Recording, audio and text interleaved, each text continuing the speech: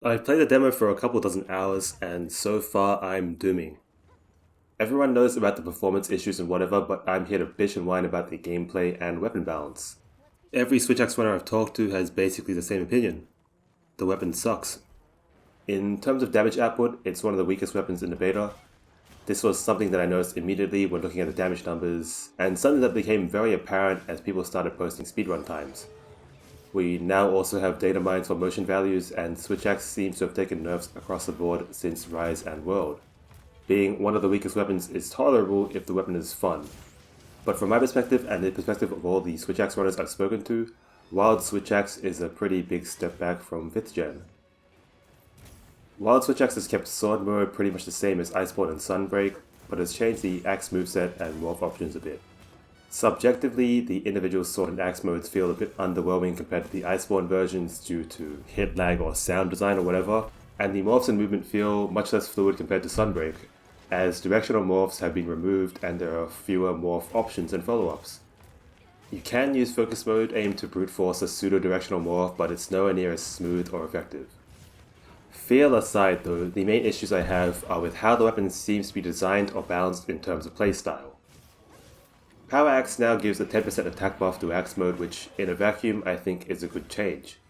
As with Iceborne, Amp only applies foul ticks to Sword mode, not Axe mode. Currently it feels like Axe mode and Sword mode deal very similar DPS, which might sound fine at surface level, but when considering how these modes build and spend resources, and considering the wider moveset we've been given, becomes an issue that I will delve into a bit later.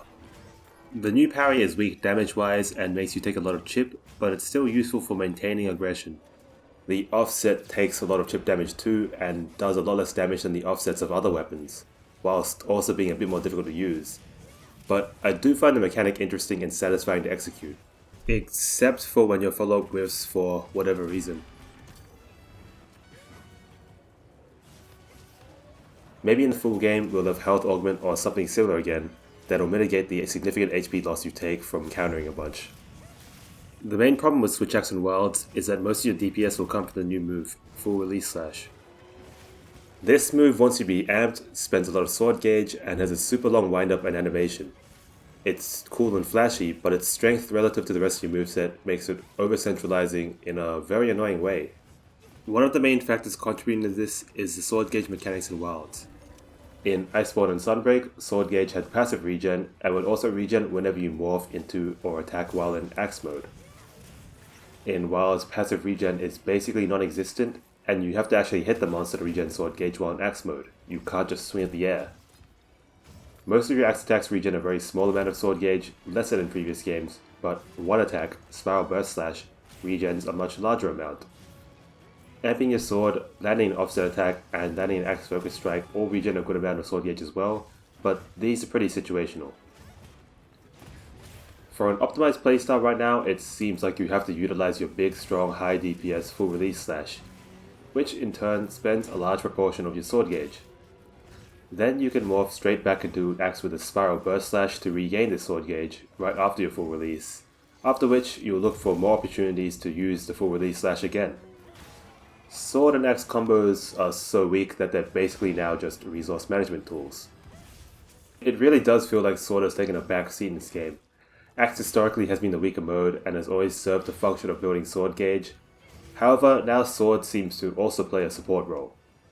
Since full release spends so much sword gauge, you are discouraged from spending this sword gauge on your relatively weak sword combos. And since the DPS between sword and axe is closer than it once was, you may as well just use axe combos over sword combos, since they gauge positive and, over the long term, will allow you to spam more full releases. Sword combos are no longer your main DPS source, they're just there to build amp. Having an optimal combo attack is not a new concept in Monster Hunter, but I really dislike the implementation of this move. The reason is that it seems like all of your resources are directed towards executing this one move, because it is so overwhelmingly strong compared to the rest of your moveset, whilst still being much weaker than other weapons unfortunately. Full Release Slash also doesn't have any utility apart from damage. The long wind-up, long animation, and the swing angle also make it really unwieldy and annoying to play around. Rather than playing Switch Axe, it feels like I'm playing a really shitty version of SAD Charge Blade. This isn't the first time Switch Axe has gotten access to a strong, over-centralizing attack. Iceborne Switch Axe is notorious for ZSD spam. ZSD spam was an issue because you had access to Clutch Claw, Rocksteady, and Temporal Mantle, and Health Augment, and it basically gave you access to an option that completely ignored the monster's moveset whilst being safe and dealing high DPS, and also ignoring sword gauge and sharpness. I think the final state of Iceborne Switch Axe is still much better than what we've seen from the beta version of Wilds though, because in the absence of ZSD spam, Iceborne Switch Axe is a very satisfying and skill-expressive weapon that is a great contrast between its axe and sword modes. Furthermore, a non-ZSD spam playstyle with Iceborne Switch Axe is able to deal competitive DPS, and you are still able to achieve fast clear times without relying on a single attack. In contrast, Wild Switch Axe relies heavily on full release to do any DPS, and your sword and axe mode are pathetically weak on their own, and don't even feel good to use.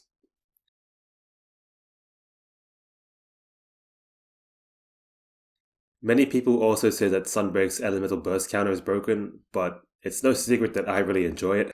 The reason why is that I feel this counter complements your moveset rather than overshadowing it.